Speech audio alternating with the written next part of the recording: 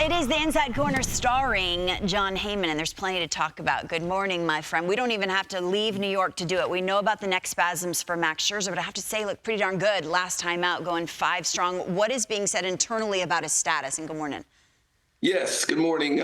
Max Scherzer obviously looked very good back in his old stomping grounds in Nats Park, throwing 5 innings, a 1-run ball, but there are concerns about Scherzer going forward. They're wondering if he's going to have to manage the side issue. It was described as close to a scapula, so back, side, whatever you see in the paper, that is it. The neck is fine, but obviously Scherzer's had a few different issues this year. 4.88 ERA, not characteristic for the future first ballot Hall of Famer.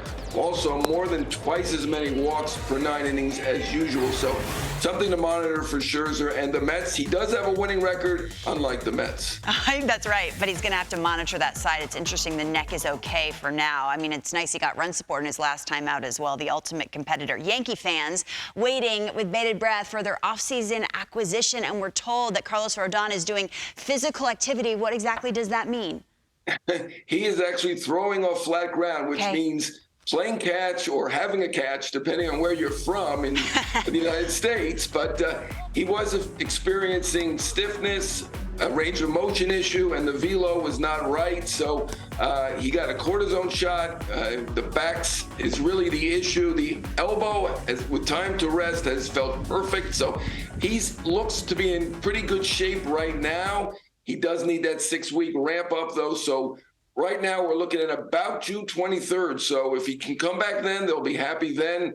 And they will have missed 40% of the season, but it's a 6-year deal for $162 million. So it's a small percentage of the long deal, but still they feel pretty good about it right now that he will be back in late June. It's playing catch, unless you're a movie star. What do you say? You say have a catch? Well, I'm from New York. We say have a catch. All right. I'm from Virginia. It's play catch. Whatever. Tomato, right. tomato. Eduardo Rodriguez has been fun to watch, John. Whenever you see a dominant performance like that early in the season, you already fast forward to the trade deadline. Is this just us making up a narrative, or is there something to it?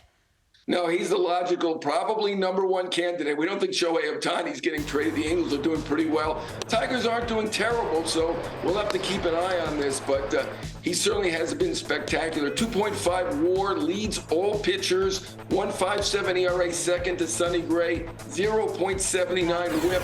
He has been a clear ace to this point. They could get a big haul for Eduardo Rodriguez if they do decide to trade him.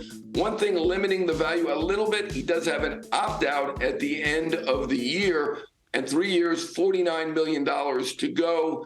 That obviously looks very, very reasonable the way he's pitching, though. Wow, those numbers are eye-popping. Still time left before the deadline, that's for sure. I mean, we could ask the same thing about the Chicago White Sox. It's crazy to talk about them as sellers mid-May, but they have 14 wins on the season. Are they already planning for the deadline or no? Well, they're hoping not to have to be a trader or a seller, but at 14-28, I'm shocked. I'm sure a lot of people in Chicago and around the country are shocked. This team has not performed to its talent level, and realistically, you're going to have to look at a potential sale for the White Sox. I think according to Fangraphs, they have about a 3.6% chance to make the playoffs, so no reason to give up hope quite yet, but if they do sell, they'll have a lot of good pitchers to trade. 3/5 of that starting rotation, potentially free agents after the year. You've got Giolito, who's a free agent, Clevenger, who's a free agent, Lance Lynn, $18 million team option, so he could be a free agent as well. Those are 3 obvious trade candidates. They may want to break up more than this. Obviously, the way things have gone, the chemistry seems to be an issue there with the White Sox. So they're going to need to rejigger things. The one name that will be out there, at least in terms of speculation, but I doubt will get traded, I think it's an incredible long shot, would be Dylan Cease, star pitcher for the White Sox. I think more likely Giolito, Lynn, and Clevenger could go. Okay, 4th place in the Centrals. It stands right now 9 games back. Jon Heyman with the latest. Thank you, my friend. Appreciate it. Thank you.